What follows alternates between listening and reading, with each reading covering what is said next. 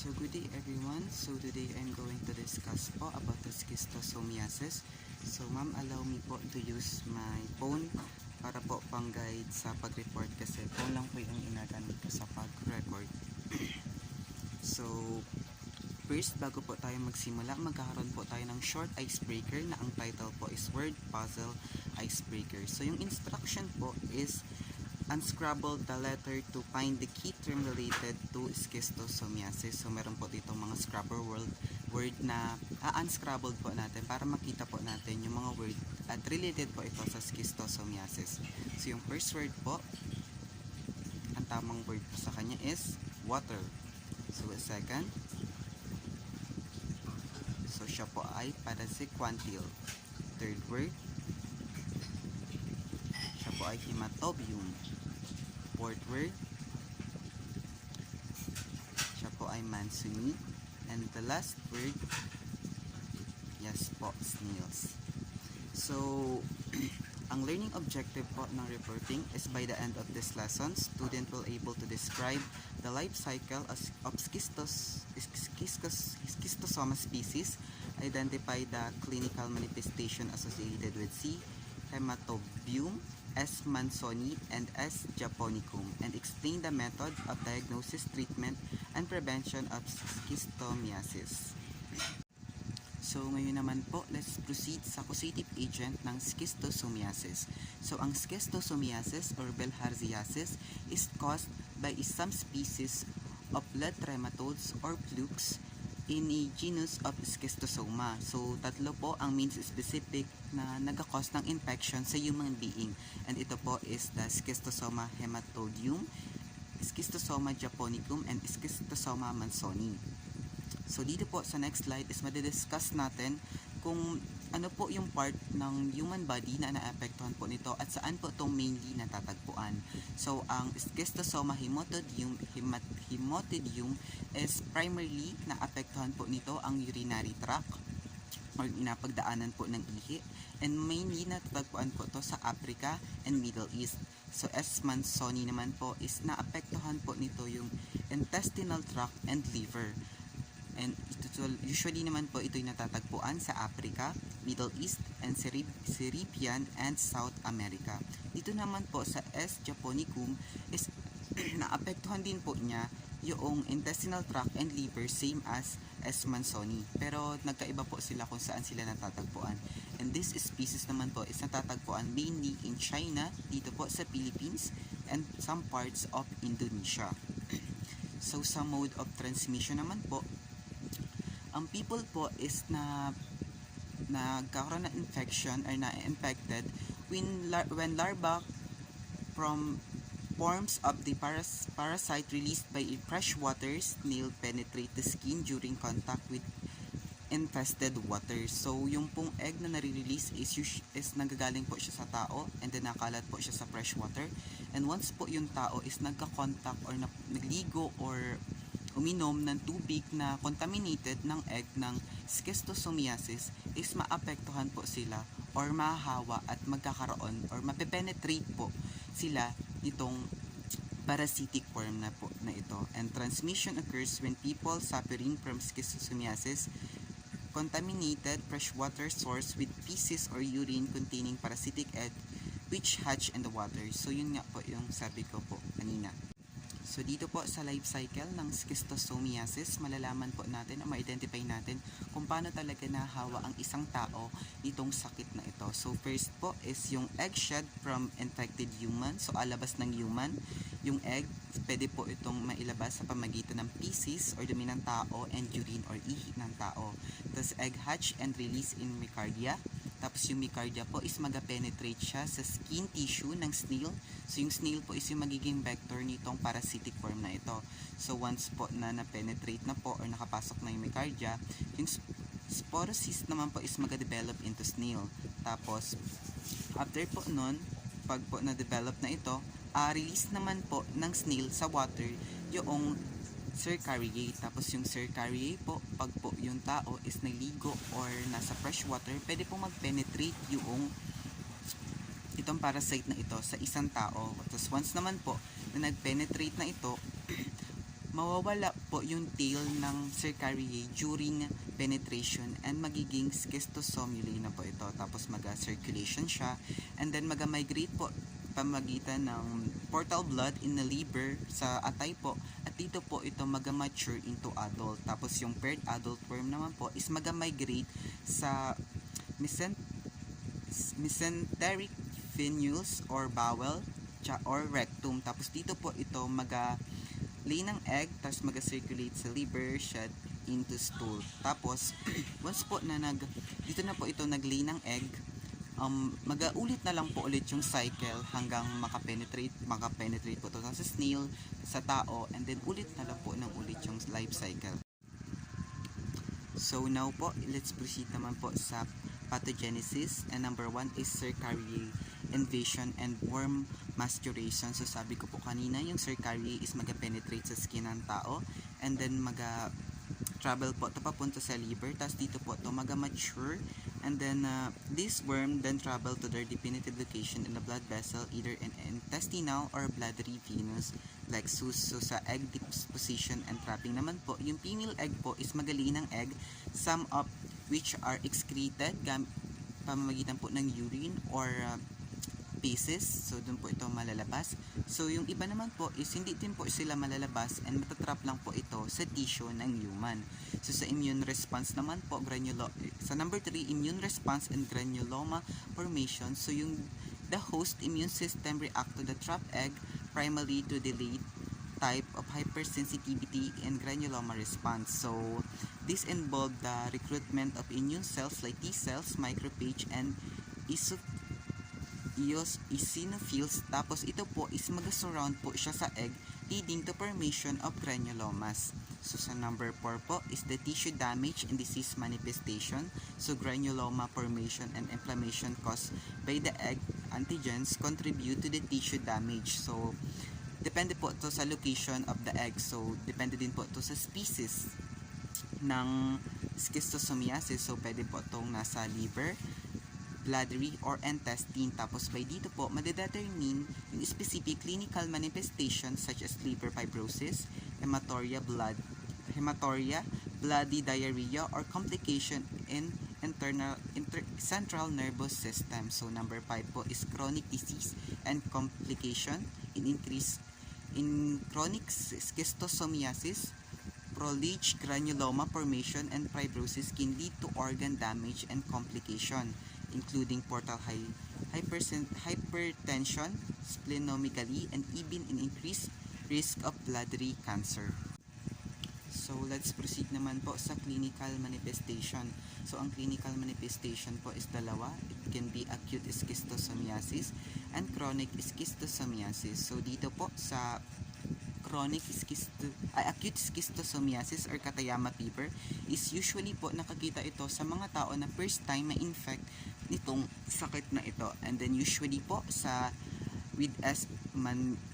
mansonia and S. japonicum. Tas ang nararamdaman po nila is fever, chill, cough, muscle ache, abdominal pain, diarrhea, eosinophilia, and urticaria or skin rash. Tas ganyan po yung skin rash sa picture na andyan, or ganito po.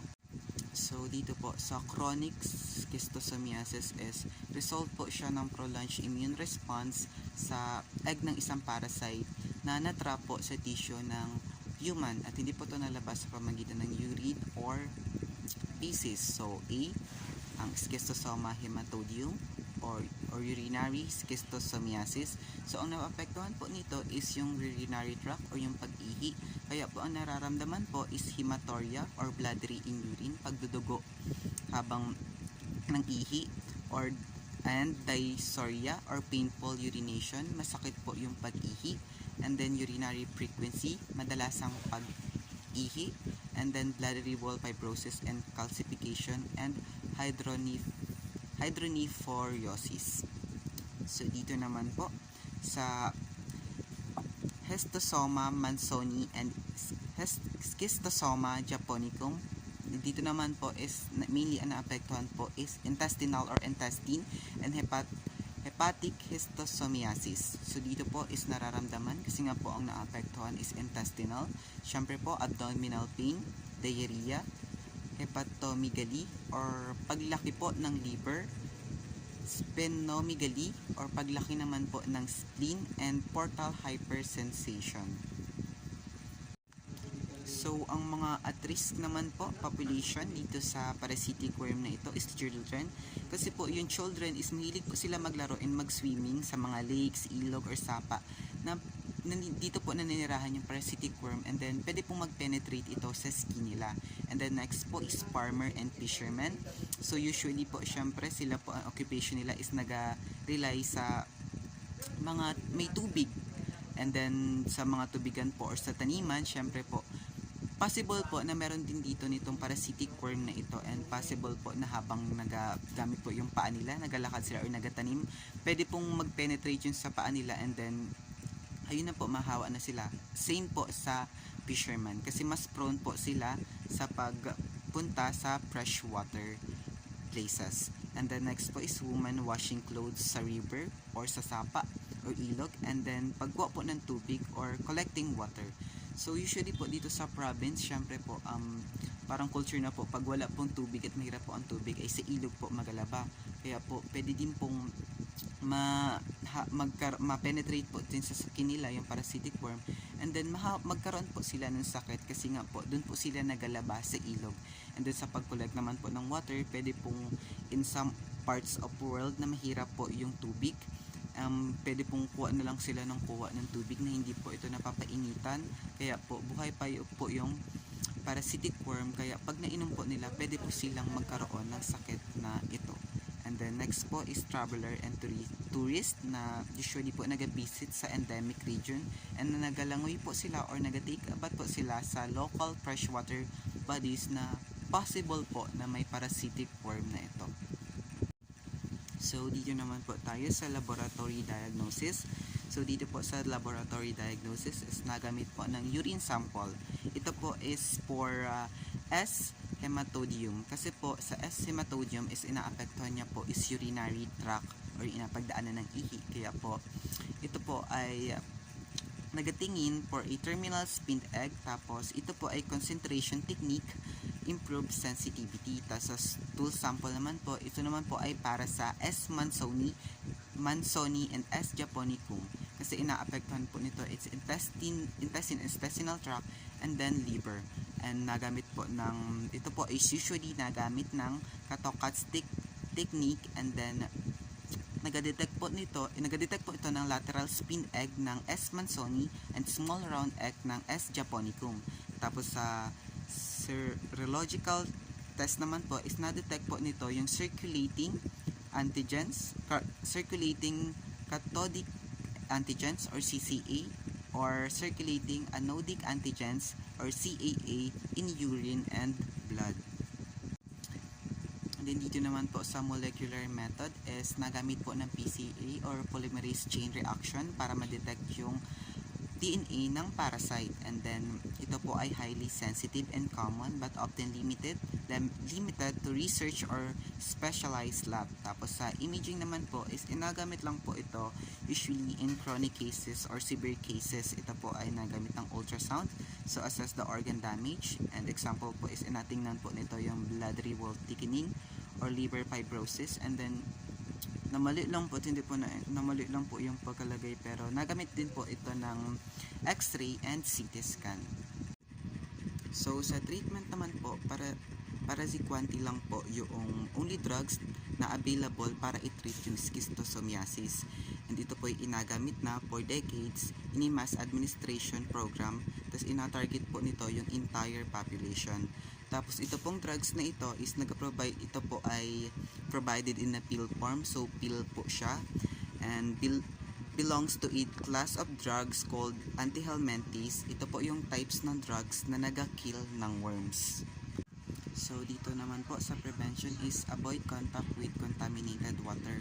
So wag po tayong magliligo or magalangoy sa mga freshwater river, lakes, or ponds in endemic area, or especially kung alam nating madumi at contaminated ng something or parasitic worm yung isang freshwater, is wag na po tayong maligo or iwasan na natin maglaba or kumuha ng tubig sa mga ganong uri ng mga freshwater area.